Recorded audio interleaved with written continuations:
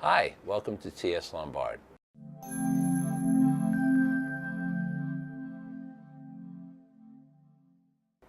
This week, we got the minutes from the FOMC meeting on March 15th.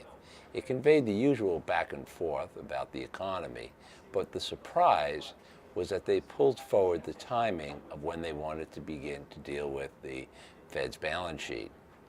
Now, to us, the real question is, why now?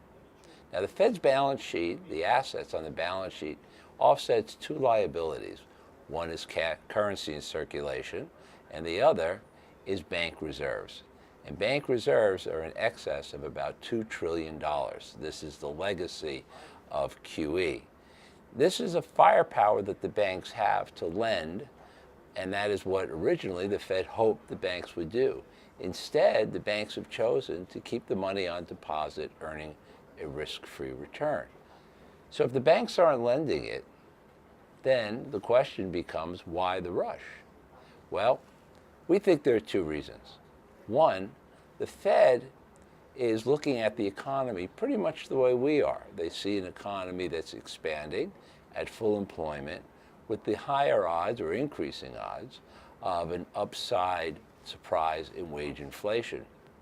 But at the same time, they don't want to scare the market into pushing yields too high and choking off what looks like a recovery in capital spending by businesses and households.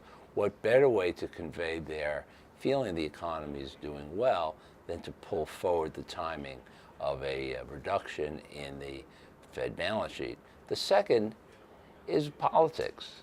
The Fed has a lot of critics, and the balance sheet is a big target for their critics. And by moving sooner rather than later, they get this political target off their backs. In addition, they can get this process started before the next Fed chairman takes over at the beginning of next year.